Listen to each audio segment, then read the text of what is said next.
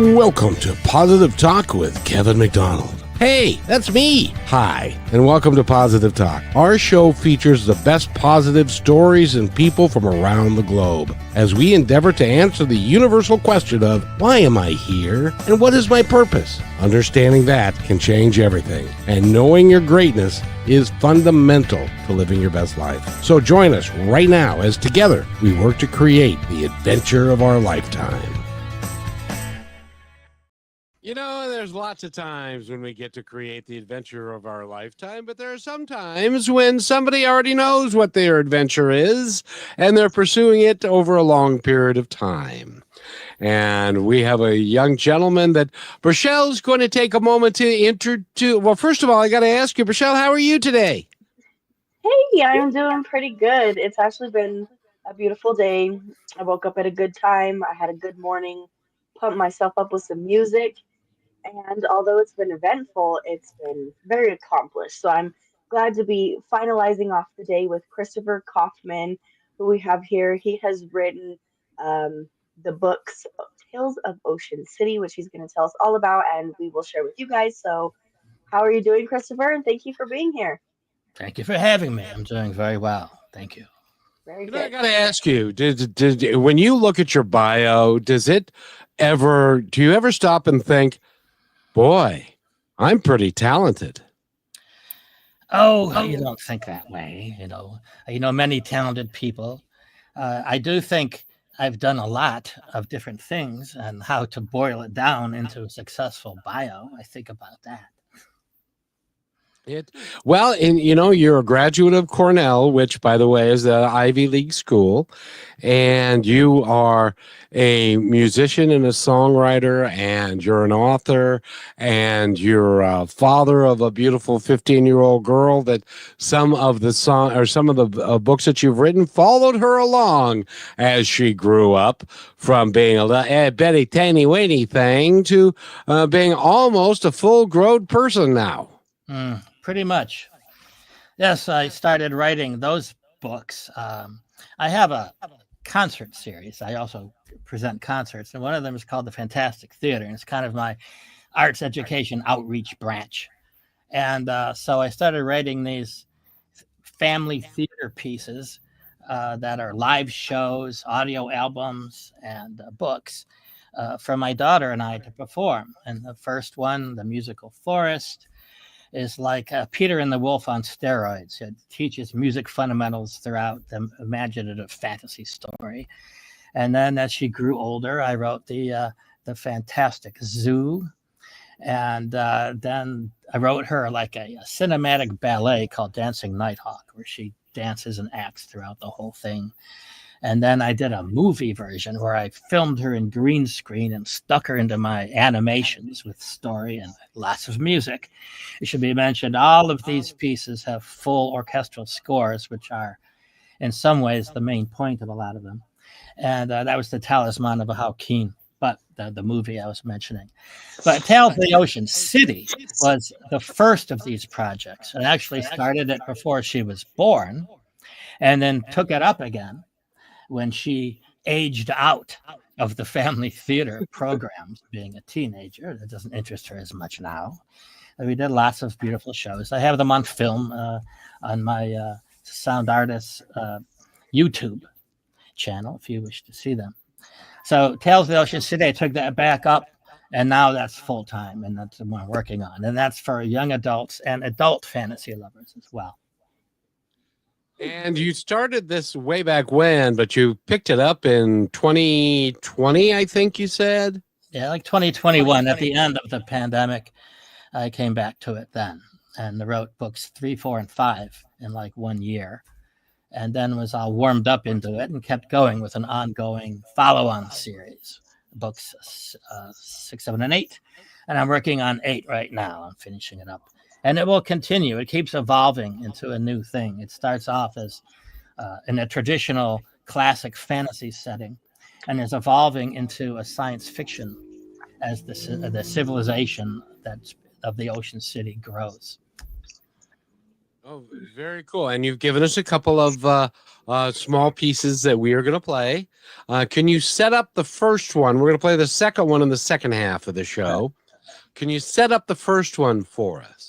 Sure. Well, as I will explain, Tales of the Ocean City is about a young civilization turning the corner into the future, but first they have to face a enemy from the deep past and conquer all these obstacles before they're ready to move forward. Just like we do in our own lives, you know, fantasy is often a metaphor for our personal journeys.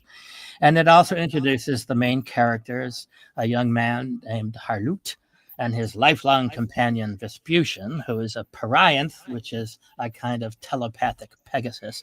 And so this sets up the introduction and gets this story going.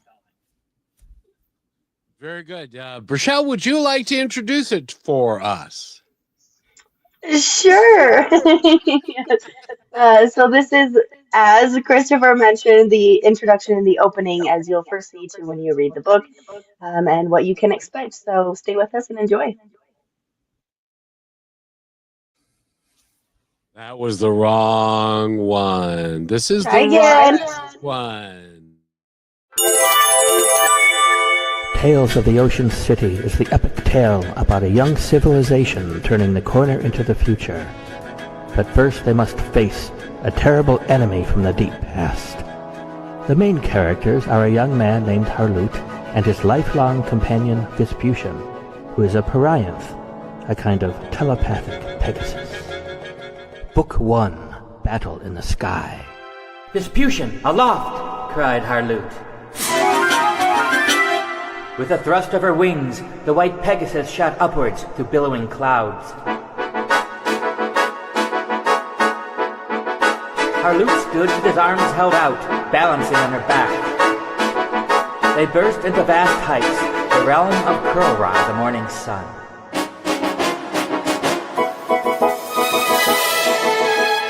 Whose powerful beams illumined iridescent mist on his golden sphere. Far below, the ocean roared and thundered.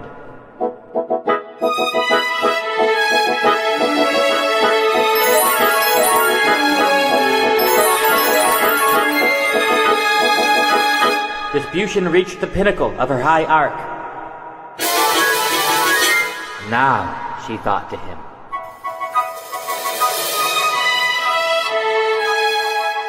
The Pegasus hovered, and Harloot dove backwards from her haunches. In a swan dive, he clove through tiers of frothing clouds.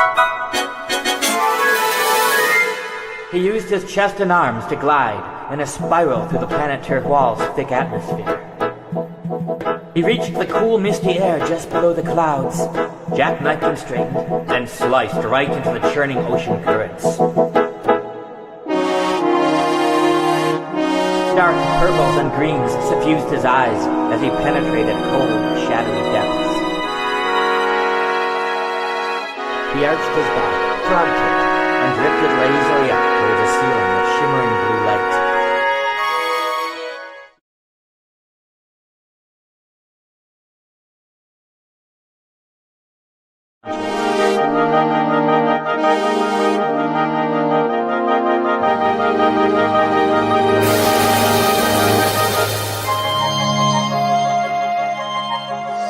A quick flash of fiery light caught Harloot's eye. He saw a circlet of fire jade winding through the Princess Brinlin's hair, which flowed about her neck and shoulders like a cloud of red and orange flames. A scarlet ribbon wound around her lithe form and down her back to meet an abundant sash.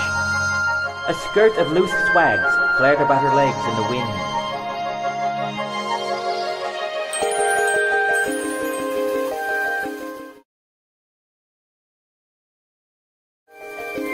Harloot cleared his mind with a mesmerizing vision, stood on Vespucian's back, and prepared to utter his call and greeting.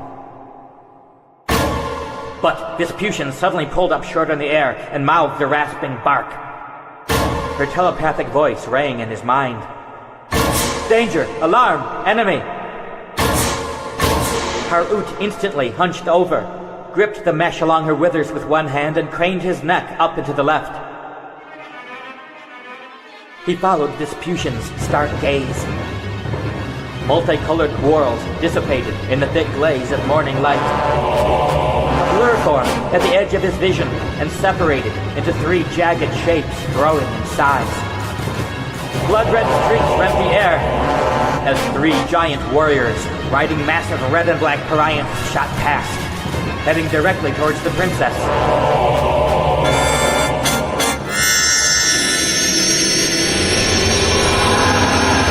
A mind-numbing hooting sound, followed by a venomous, sweet, acrid miasma, sliced through Harloot's chest. All went dark.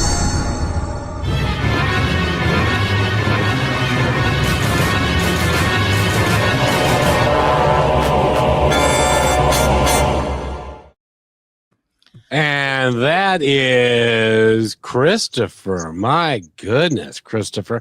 Christopher Kaufman, did you do the illustrations as well? You seem to be a multi-talented dude. Well, thank you. Yeah. I used various programs to come up with the visuals behind it. So it's kind of like, it's not a graphic novel, but it's graphically illustrated, so that and the bubbles, it's this unique way of presenting it that I enjoyed doing. But the most important part kind of is the music and the integration of the music and the narration and the story. I did them like all at the same time. It was really fun. I think that the enjoyment I had in creating it gets through. It's very enthusiastic, and I made it as dramatic as possible. The emotional power of it, and then.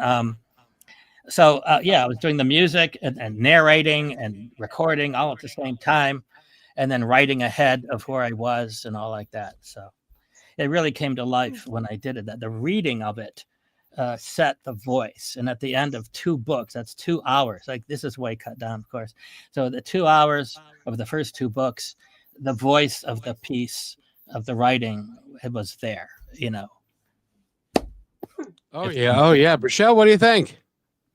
I think it's very unique. I remember watching things when I was a little kid on, they don't really play cartoons the way they used to anymore. And this is kind of like takes you back into the old nostalgia of telling a story.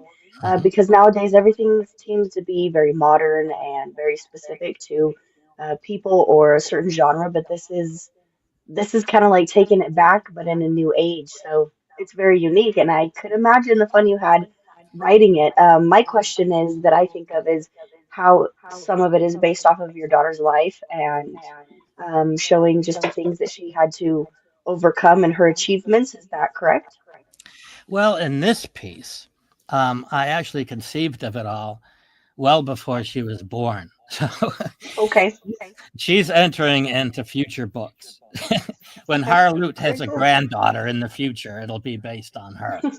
And she's going to say, "Oh, Dad, you're not going to do that, really, are you?" She's already figuring out the name. Anyway, so no, the autobiographical elements of this book goes back to my own childhood and my sister, because the Princess Brian Lynn my sister's always personified in a couple of times. We survived a very difficult childhood and all this, and really went into our imaginative play world very intensely, and that had a big influence of this whole thing. And we had a very abusive father, and in this story there's this war chief that really maims her and hurts her, but later in the book she emerges as a near mythological superhero kind of figure and transforms into this hero, So that part was based on true life. And of course, the Bryants themselves, they're very close. So they have a telepathic communication. And those are based on our animal friends. We call them pets, but they're a lot more than that, Of course. And I know Rochelle loves horses, but I want a psychic Pegasus. Then I can fly on my horse and communicate with them at the same time. It's great, yeah. Yes, indeed. Yeah. So, by the way, we again are talking with Christopher Kaufman. He is I got to tell you, ladies and gentlemen, he's an amazingly talented man because he did the narration. He did the. Oh, I wanted to ask you: did you have an orchestra, or did you create all of the music on your own? How did that play out? Well, Yeah, you know what? I have a full orchestra in my living room right here. I figured we need to take a break, and then when we come back, and he's going to tell us how he did that, because the music is phenomenal. We'll be right back. You became a real estate agent for freedom, success, and real momentum. So why are you still stuck waiting for closings to save you? I'm Ophir Adar, founder of Real Momentum, and I help agents like you become seven-figure earners. My first client that I coached, brand new agent, made $250,000 back in 2006. What's the secret? You feed your white wolf. That's the part of you that's bold and unstoppable and a closer and able to build rapport quickly. So click Get Listings at Real Momentum and let's unleash your real estate potential.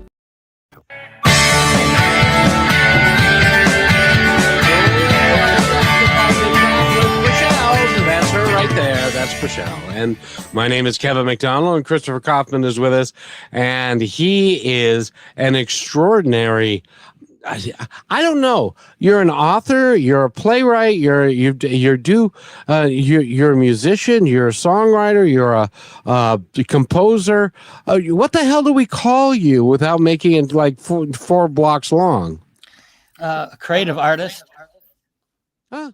I go with that one. I started as a composer and then branched out into the other forms. My mom was an actor, so that's where a lot of the theatrical stuff comes into it. And sometimes, like when I first started the musical plays with my daughter, it was like, okay, let's do this. And then once you get into it, okay, let's do it right, and then it became a whole show, and it became a theater project and a concert series, and it just grew from there, kind of organically, right? Right. And since you were a kid, have you always kind of been like that? Did you have these same hobbies that you kind of just took into with your life, or were some of them created based off experience? Oh, that's interesting. I started writing stories when I was young. And then, we got into this imaginative fantasy play that my sister and I did with these characters, and really imbued them with, they were cathartic for us, during our difficult childhood, which whatever, And then when I got into music, I went to the New Orleans Center for Creative Arts in high school, early high school and on. And that's when I really connected with music. And I had a great teacher who took me under his wing, and I just became a composer, and it became my full-time thing. And then I went to conservatory and all this. But then again, I'm the type of person, maybe you can identify that, to get to sleep at night, I have to have like an imaginative fantasy world that I put myself into with lots of action. The opposite of the person who listens to like the ocean waves. I got to have action, and then I can fall asleep. So I emerged from schooling phase with a doctorate in music composition and the complete event sequence of Tales of the Ocean City through book 8, which I'm composing now. So that's like 30 years that I've been working on this one way or the other. How long were you in school, young man? Well, this high school, and then the bachelor's degree, master's, and doctorate. So whatever that adds up to. I graduated in 91. I think I graduated from Cornell. That's amazing. Congratulations. Thank you.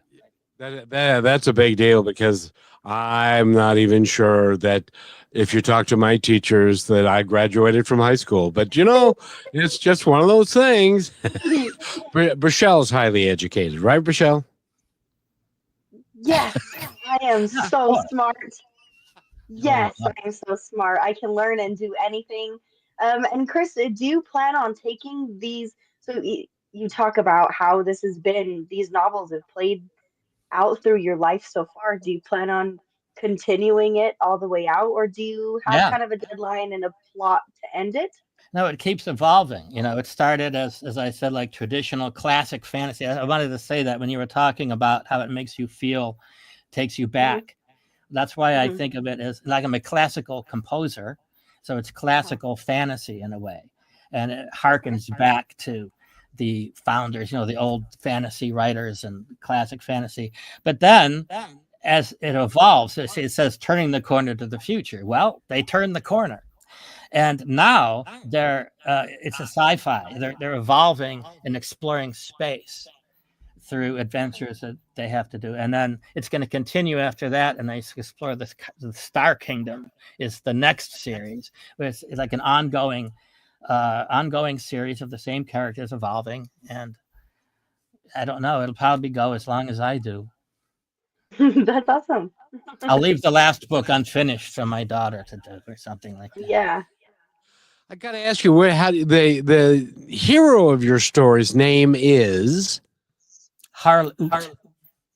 How did you come up with that? It sounds like you were belching or something.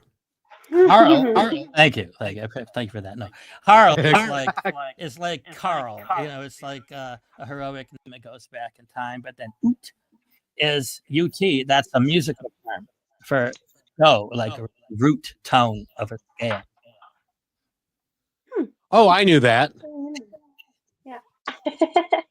Yeah, when that was playing, I'm thinking all of these names and all of this land that came up with, and did it stay the same as you've created it and as it kind of evolved in your mind the way you picture it, or has that changed and you've tried to also incorporate that into the coming books? That's an interesting question as well. As I realized later in the first book that there is this autobiographical elements were baked into it, and I embraced it, and I changed the names of the near the end of the book. The sister Twain show up. They're captains of the guard. They're glorious warrior women, and I changed their names from what they were to Alacia and Alexa. And my older sister is named Alice, and my next oldest sister is Alexa. So my sister actually has two. She's Brian Lynn and Alexa. Okay. And then her parent is named Ladaya. And when she was young, she was a horsewoman. She now has a rescue ranch out in Oregon with horses and animals. And when she was young, she had a horse and she did jumping and all this kind of stuff on her. The name of her horse was Lady. So once I realized the connection, later into it, I started changing the names to be variations of the people from my life here and there. A lot of them are just because they sound right. There's in the next excerpt, when we get to that, there's a warrior. He's like the ancient warrior, master warrior. He lands, and his name is Verdun. And when I was going to the New Orleans Center for Creative Arts, my teacher told me that Verdun was a kind of German philosophical term for becoming, always transforming and becoming. And a lot of some of the characters in the book are about that. Like there'll be an older wizard character named Archimedes, and when he passes heroically in battle, his apprentice, a young woman named Medeas, takes over. It's like a transformation from the older to the younger. And this also happens with Verdun when he passes, and Brian Lynn takes over his role as the chief warrior. It's like a transition from the older figures, traditional, that relate to traditional fantasy, figures, and then they transform into this younger generation as things move forward in the story. So, very curious. Christopher, that's that. I gotta ask you, what's it like to carry around in your head 8 books and all this music? And do you like ever sleep? Does it ever turn off? Sure. I put on British detective shows or watch Columbo again or something. But no, it's always there. Like whenever, if I'm waiting, I'm never bored. Let's put it that way. I just always can, like, I have my book on my phone. I can, and it's like through the cloud. I can write on my phone if I'm waiting in the car for my daughter to come, and I'll write. And then I go home, and then it's on my computer screen. It's been, clouded in there. So I can always be writing whenever it occurs to me. Very that your nice. secret? Very nice. Yeah, go ahead, Rochelle. No, you asked first. No, you asked first. No, you ask. Yeah. So when you're writing, does it change for you, or is it already mapped out and kind of already scoped out of what you're going to do? And then when you get into the writing, do you find that you get to a page and suddenly you have an epiphany and it changes the entire outlook of everything that you're doing? I wouldn't go that far as changing, but I'll have, the overall event structure, of the overall macro vision, and I'll map that out. And then I'll just start writing, and things will occur to me in whatever time, and I'll write them really fast, like with a slash, like a few words and a slash, a few words and a slash, so I'll get it all mapped out, and then I turn it into language later. And then new things will occur to you, certainly. And that will affect maybe the feeling tone of what comes next. And I'll say, I want to go back and match that with this. But it won't change the whole story. It'll change how it's told, or that moment, and the new ideas come out. And then I edit like crazy and just boil it down and boil it down and boil it down to get it to be as perfect as possible. How much is coming from your head, and how much of this is intuition that just comes to you, and ideas and thoughts just kind of appear? To put it into context, I know a lot of musicians and a lot of songwriters and stuff, and they don't really know where it comes from. They can't tell you how it happened. It just kind of happened. Paul McCartney does that all the time, and others do that as well. Is that part of your craft, especially with the music, that it just kind of appears to you or shows up in your head? Well, sure. I mean, it's like someone asked me once, how long did it take to write my most recent orchestral piece or something? And I'll say, about 35 years, because all of that makes it available to you. Like, you make a composer out of yourself. You do all this work, and then you have an intention, and you can realize it really quickly now because of your, you've worked at it for a long time. So yes, things occur. Again, I'll have the overall event structure, and then all kinds of things occur. I mean, the overall event structure just occurred, right? So, yeah, I mean, it's like there was a famous composer, Vito Lutoslawski, and I was at a seminar with him, and someone gave him this big, long, complicated question about harmony and and he goes, I don't know. I just go from one chord to the next. It just happens. Which was annoying to my friend who asked the big doctoral thesis question. But then he could go to the piano and he could talk, well, this can go this, like this. He can demonstrate and map out a few things.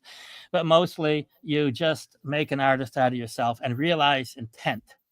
You form the intent, and then the abilities you've created within yourself make you able to realize that intent.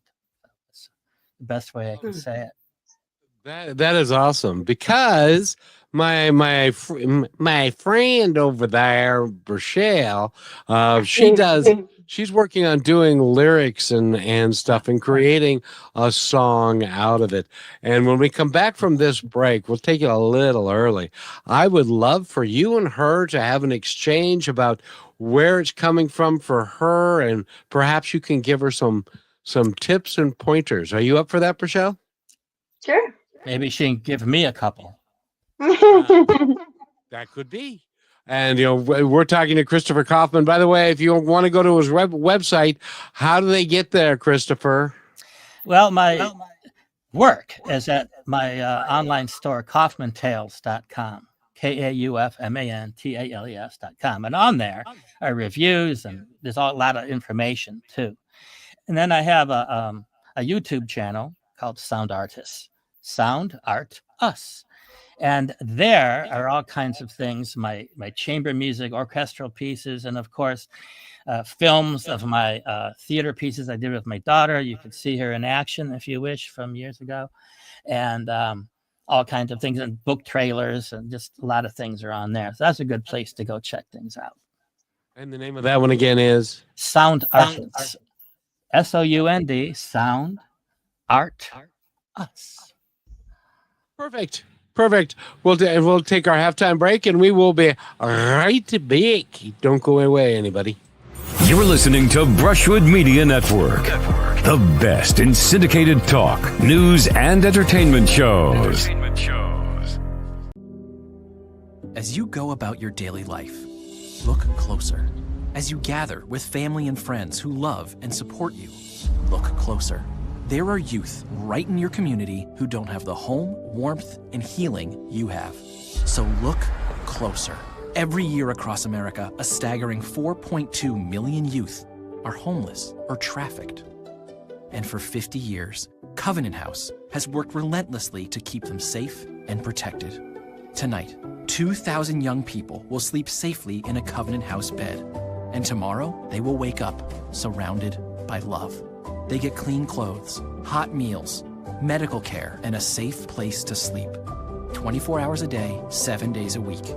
In sites across America to help them fulfill the great promise of their lives. So look closer at Covenant House.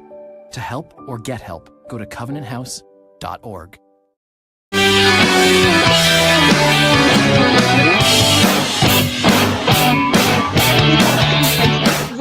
Radio, everybody, with, of course, the one and only Kevin McDonald, myself, Rochelle, and Christopher Kaufman is our guest today, talking about his journey through music, through being an author, through his life, really. That's what this is all about. We're all here for the same purpose. We're going through it.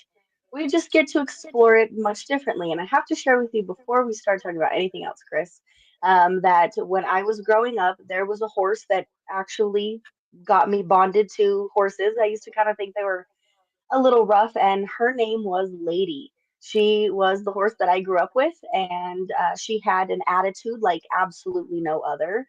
And nobody else could ride her. She's my dad's best friend's horse. He had her for a long time, and even he was scared to ride her. But when they put me on her,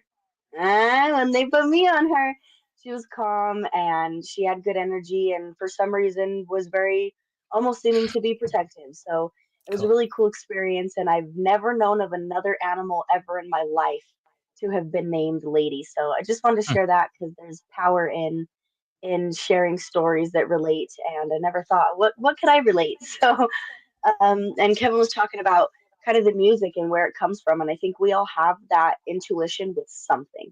Maybe it's not music, and maybe it comes through in dance. For some people, it's multiple things. Like if you tell me to draw something, it's not going to look the same. I'm so sorry. But if you tell me to learn a dance in 10 minutes, I got it. So is it kind of just the same way with you where it's not really something you think about or that you feel or that happens, like how people talk about singing in the shower, and they're just like, oh yeah, I came up with all the lyrics to that folding laundry in my room, which I actually experienced last week. So Well, there are times when, yes, it's just an inspiration, something that happens. But it's also, since it's my work, I will apply myself to it, and I will take things I've created and work with them like a sculptor, a sound sculptor, and create new things with it. So there are times when you get a moment of inspiration, and that gives you material, and then you can work with that material in all kinds of different ways to stretch it out and create new things with it. Yeah, well, and that's how you learn. I could imagine that's probably how more than half of it even came up, because it's more than an idea.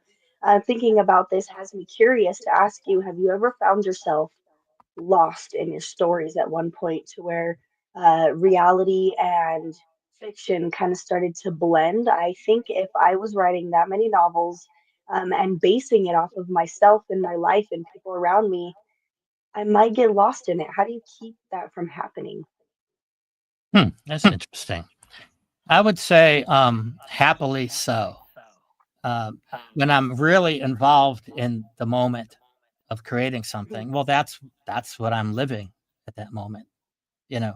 And what's really fun is like the theater pieces where not only do I create it and all, but I'm getting up as a performer and I'm acting it. And I have to practice like crazy and memorize and get up there in front of everyone and perform. For some of them, I created like giant puppets that I made as well, and then perform, and then with my daughter and the music and everything. And in moments like that, yeah, you're pretty lost in it, or you better be, or you're not going to get through it, you know, because it's kind of intense thing. But when you're, you know, composing and writing and telling stories, and that's what you're doing, it's like that's who you are, you know. So there's not a separation. But I will, if you're asking if I went like sort of temporarily insane or something and started wandering the streets, I am Harloot, you know, like you're a Vorm, let's fight. No, that didn't happen. I wish it did. Or even just the simplicity of trying to maybe control your life to add up to what you want the story to be. Oh, that was rather than just letting it play out. Yeah, well, the stories speak through you, and that they have their own life, and so they tell you what they want to do, pretty much. And you just, beautiful, by enacting them out, you know, you give them life, and then they can give you more information. Yeah, that's a healthy way to look at it. You know, and Christopher, it's interesting because when you're an actor, when in my youth, I was an actor and did Taming of the Shrew and Fiddler on the Roof, and I was Petruchio. And there is a moment in time when you know your dialogue and you have the blocking down and you know what you're supposed to do. You almost get lost in the character. And it's not even like you're on stage doing this and you're interacting with others, but it's like I might need medication now, but it's like it's you, and you are like when I was doing Taming the Fiddler on the Roof, in the bar scene, where Lazar Wolf, the butcher, who was the character I played, was talking to Tevi and stuff. And there were 300 people in the audience. They didn't even seem like they were there. Mm-hmm. It was because we were so involved in the scene and the song and the whole thing. When you write, and I'm guessing that you get lost in the characters and where they're going.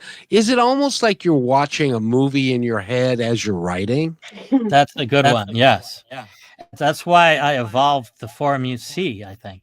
It's like a movie, you know, with the pages and the narration and the music all together. I call them video books. And I originally have the books, they're physical books. And then I created the audio albums, right? And then now they're put together. And it's like as close as you can get to a movie without it being, you know, Peter Jackson and live action and all that sort of thing. So, and you both can pitch in on this. But even I did that with figure skating or with dance or with anything. You could do it with a job. I think it's not just writing a book or acting something or believing something. Do you agree that we kind of tend to do that with everything as we want to be seen for the identity side of it? Mm-hmm. Sure. It sounds like you really worked at it a lot to the point where your preparation is so good that when you go out there, you can just do it. You know, you can just be yourself, right? Yeah. But if you don't have the preparation, you go out there and you're nervous and you're self-conscious, right? So you prepare like crazy, and then you go out and then you can relax and do it, right? So that would be with any of these disciplines we're talking about, I would suggest. Yes, because I saw a bunch of her trophies and the jacket that she wore and all that kind of good stuff. And I saw, because she could do what figure skaters do, and I can't imagine it, but it's amazing. But we got another snippet we're going to play. Thank you. Tell us about it. Okay, so now we're involved in the story. As you remember at the ending, they're attacked by the enemy Vorm who emit like psychic blasts, which kind of stun them, And so this first excerpt will be when Harloot wakes up and joins the fight. And then it skips ahead to the end of the whole first book, where Verdun, after it's the aftermath of the battle, and he comes down, and his Parianth bond is Shagafra. I love that name, Shagafra, and he's the king of the Parianths, and they talk about what is to come, and that sets up the whole series that way. Oh, we can't hear you.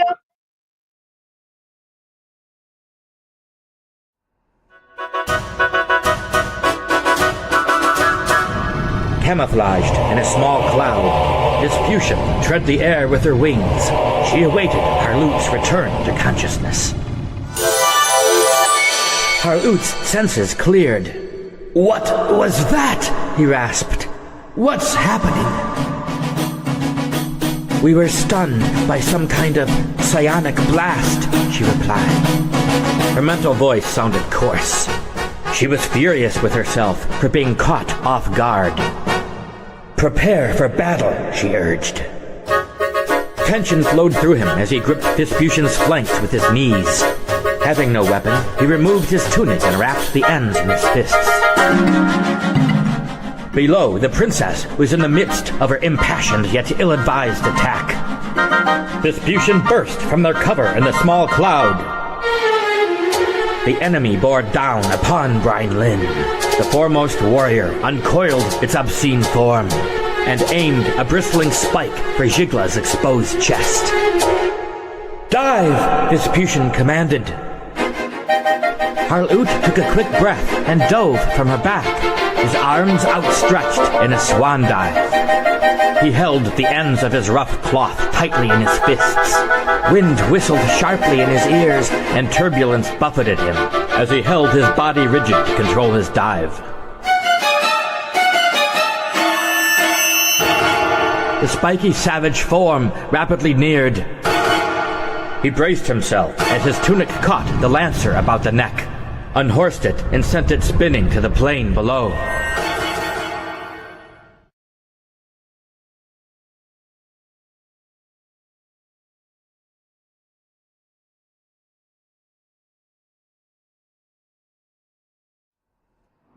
He felt a crushing weight of sadness fall upon him.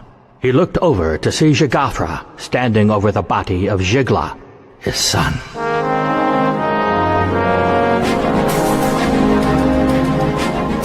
Verdun sighed.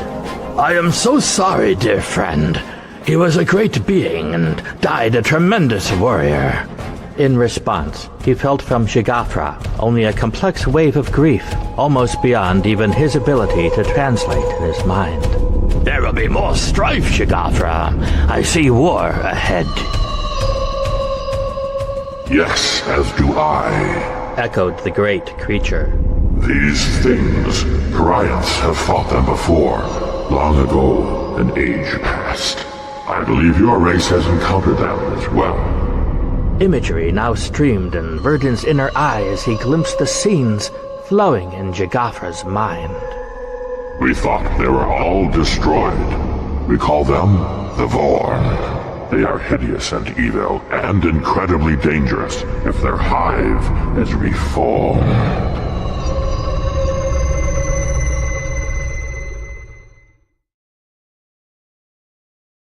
And that is Christopher Kaufman's work. I gotta ask you, who did the deep voice there? That was me. But I used in my program Logic. You're asking how I created the music. Well, I have, you might have heard the program before, Logic, and it's what we use. I've also, done music for films and such. And so it's the same system of the electronic orchestra with a huge library of sounds. It's like a huge loom where you sculpt the sounds into it's beautiful. And you perform it on, so everything is performed with an electric keyboard trigger for the sounds. And then for the sound you mentioned, there's one of the elements of the program is to you can lower the sound by octaves and fiddle with it and do all kinds of fun stuff with it. So that was me, but manipulated. You were manipulated? I find that hard to believe that you were manipulated. Yes. Yes. And Brichelle, what do you think? What would you think of that? It's very unique. There's really nothing that I've ever seen that is like this that's in our day and age. I'm curious to see what it evolves to. I can imagine having my kids or my grandkids or one of my friends' kids be like, "Hey, look at this book I found." Because even as a kid, I wasn't a big reader, but the books like Fablehaven and those kind of things. I mean, I got to meet the reader, and it dove me into this entire other world. And like you said, with your dreams, you have to create that. Sometimes I have to shut it off because what you create in your dreams to see as animals, I don't choose. And sometimes they're a little terrifying. So I'm going to let Kevin take us into this break. And then I kind of want to talk about where you see the vision of the book heading into and kind of where it's at now and how it's going to progress forward and your perspective on it from here.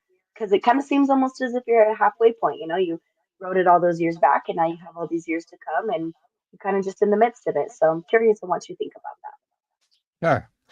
Well, the first 5 books are the epic war with the Vorm, so it's a huge metaphor for dealing with obstacles before moving forward. So within that, there are many. Well, hold that 1 second for me, Christopher. Yes. We're going to take a quick break. I want you to be fully heard. So.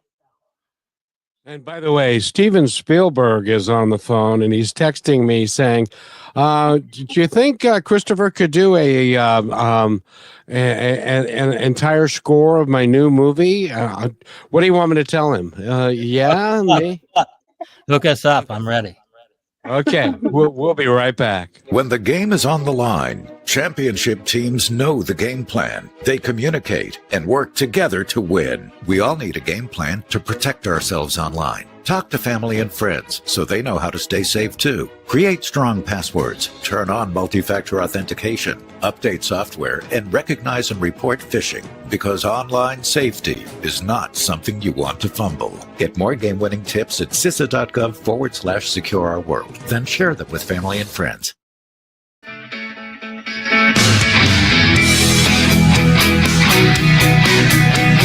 Welcome back to Positive Talk with Kevin McDonald, and Brichelle is here, and Christopher Kaufman is here, and I got to ask you, Christopher, and then I want you to get into what Brichelle was going to talk about. I wanted to ask you, but has anybody come to you and said, "I want you to do the score of a major motion picture"? Yet, it's coming. No, I've done some small independent films, but the world of you sort of have to really be there. It's a lot of work. You have to go to all the film festivals and meet, do all this, get an agent, so it's pretty complicated to get noticed, So yeah, sure. If I put this out, I just tell my stories, I do live readings, with everything you see in the video, but without the words. So all the music and the visuals are there, and I perform the narration live. So I just go around telling my stories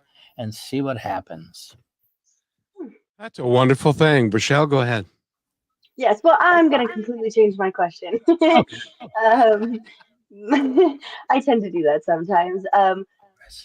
So I was going to take it into where you see it going and all that, but that's kind of like the whole point of what it's being created into and literally what you're doing with the book. Let me remember what I rephrased my question into. It was something you guys were talking about. Remind me what we said right when we came back from the break. About doing a screenplay, or not a screenplay, but a score for a movie. So wondering through building this book up until the point, what has been one of your favorite experiences that has shifted anything that you decided to do in the way you did your work in a positive way? Well, I would say I did the first 2 books, like 2009 and 10.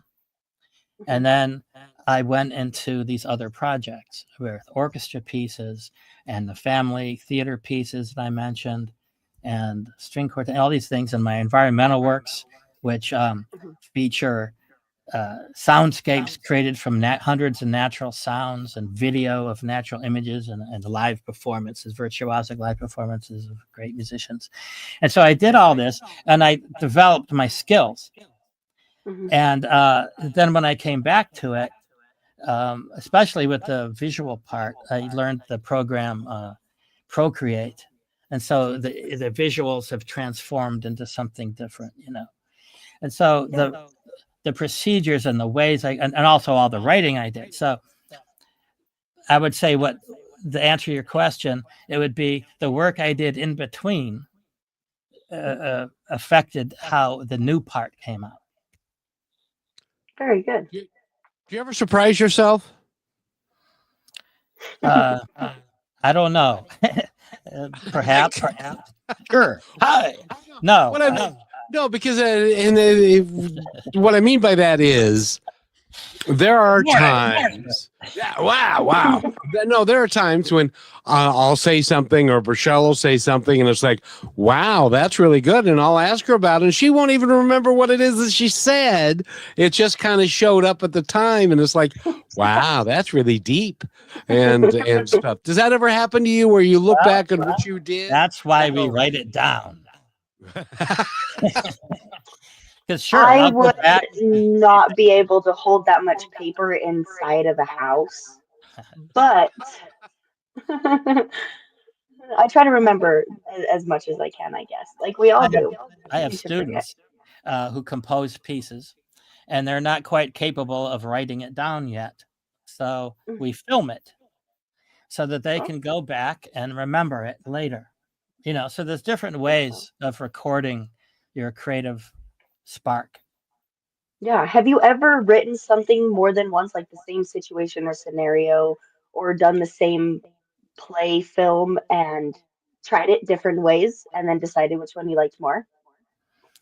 Well, I'd say I did that within the same piece, rewriting things like crazy. Oh, okay. Yeah. But each work is pretty different than the one before. I mean, maybe someone else could go look and say, oh, that's like this and that's like that. You kind of repeated yourself, Chris, but I didn't notice it at the time necessarily.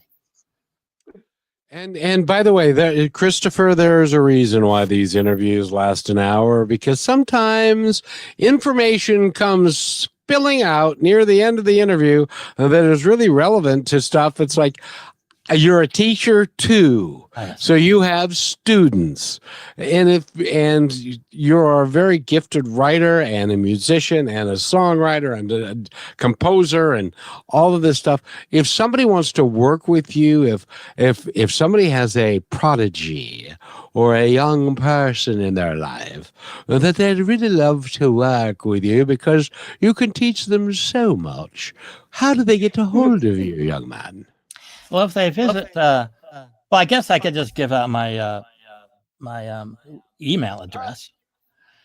Email would be fine. Phone number is probably not, but email would be good. All right. Well, my regular personal Gmail account is the letter J, the word music, the number 800. jmusic800@gmail.com, and just write student, you're looking for a teacher, something like that, and I'll notice it and respond. And when you're teaching, do you do it remotely from where you are as well? If they're young enough, I will want to do them in person for at least a while. But I have a lot of students that are purely remote, especially one like I started off and they moved to another state or something, and then we continue.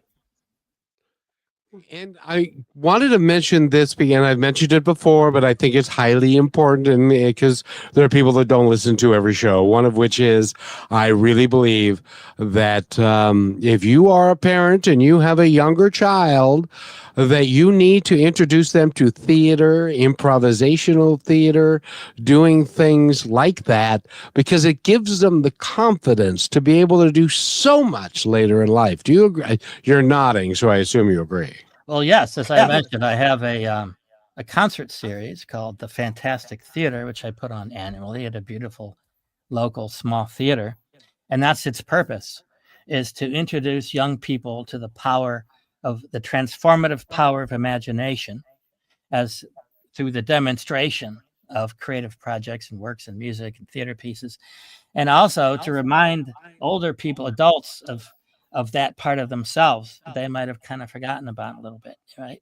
So I'm very much interested in what you just said and believe in it. It can infuse the power to the lives of everyone, no matter how old you are.